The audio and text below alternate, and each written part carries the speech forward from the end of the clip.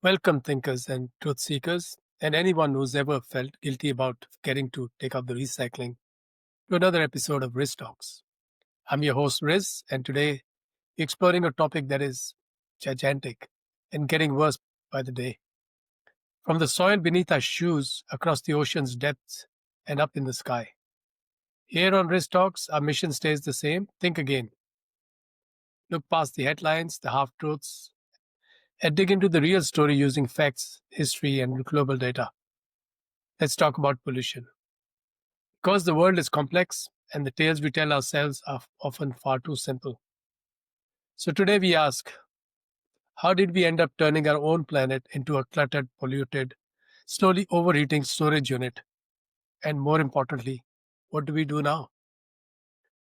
Our title today is The Pollution Project. Pollution everywhere, on land, in sea, and space. How we broke the planet and how we can fix it. Some facts for consideration are humans generate over 2.24 billion tons of solid waste each year. Primarily, it accumulates in landfills. Only 9% of all plastic ever produced has been recycled, which means 91% isn't. At least 11 million tons of plastic enters the oceans annually. Majority of ocean plastic ends up on the ocean floor. Space in 2023 contained over 36,000 tracked debris objects, plus millions too small to track. The estimate is a million pieces between 1 centimeters and 10 centimeters, and around 100 million fragments smaller than 1 millimeter. A single piece of orbital debris has a 1 in 5 chance of eventually colliding with another object and breaking further. By 2050, the oceans may contain more plastic than fish by weight. Total waste is difficult to quantify. These are rough, conservative estimates. The planet's ground floor is a mess due waste and trash. Land pollution wasn't a major issue in history because we didn't produce much that stuck around. It used to be wood, bone, leather. Nature took care of it. Then the Industrial Revolution happened. Factories roared, populations boomed, and humans invented the environmental equivalent of a cockroach plastic. The world's largest landfills are now over 65 meters high, mountains of trash. They've grown so tall they require aviation warning lights for planes to watch out. In 2018, sanitation workers in Indonesia found an unopened 40-year-old can of sardines in a landfill. The fish had expired, yet the can survived. Land pollution is often concentrated in poor regions and countries, even though wealthier nations generate more waste per capita. How did that happen? Out of sight, out of mind. The sea pollution is humanity's buffer zone. There's somewhere we toss things when we don't want to deal with them. But the ocean doesn't forget. Microplastics have been found in Arctic ice cores, deep sea trenches, human blood, lungs, and placentas, maybe by way of water coming back. Up until the 1970s, several world powers openly dumped radioactive waste into oceans. The logic seemed to be the ocean is big, right?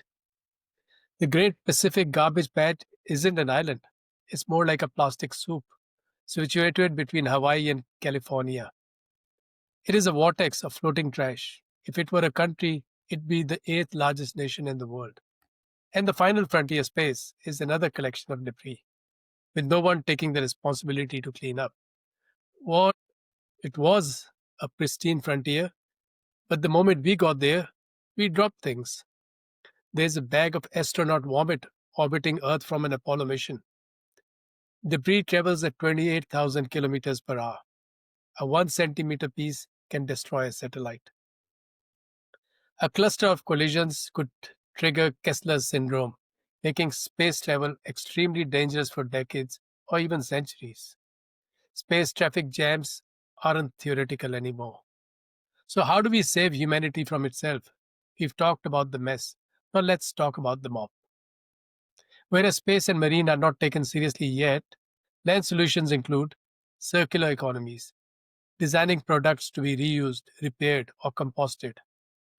Biodegradable plastics made from algae, fungi, fungi, and even food waste.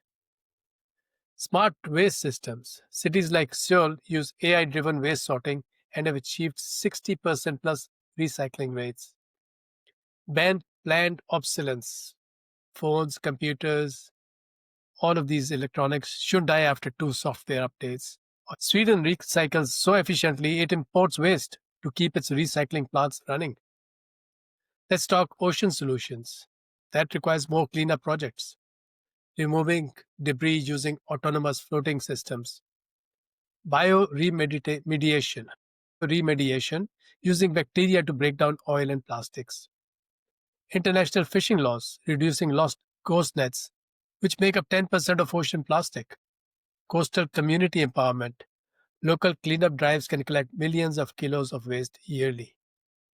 In the Philippines, a single mangrove restoration program increased fish populations by 50% and reduced local pollution. What do space solutions look like? Could be debris harvesting satellites. Japan's JAXA is testing electrodynamic tether systems, which use Earth's magnetic field to generate electricity and slow down space junk to bring it into a lower orbit where it can burn up. Laser nudging, whereby ground based lasers gently push small debris into decay orbits. International Space Traffic Control for orbit and regulations to ensure you can deorbit it. The US now requires satellites to deorbit within 5 years. Previously, it used to be 25. Is pollution a psychological and sociological problem that requires related solutions? Pollution, is it a behavior problem? So, then we can educate. Children can learn more about environmental stewardship and how lifetime impact multiplies. Cultural narratives, shifting from consumer pride to sustainability pride. Global cooperation. Pollution doesn't respect borders. Solutions shouldn't either. Tech optimism and responsibility. Innovation without accountability is how we got here. So, what did we learn today? Land is becoming a long term storage unit we never meant to rent. The oceans are swallowing our mess and spitting it back into our bodies. Space is on the edge of becoming unusable unless we act fast. Human beings are extraordinary at making mistakes, and even better at fixing them once we decide to. We've restored rivers once thought dead, healed ozone holes, cleaned toxic industrial sites, built cleaner cities. We can do it together. Thank you for joining this extended journey on Risk Talks.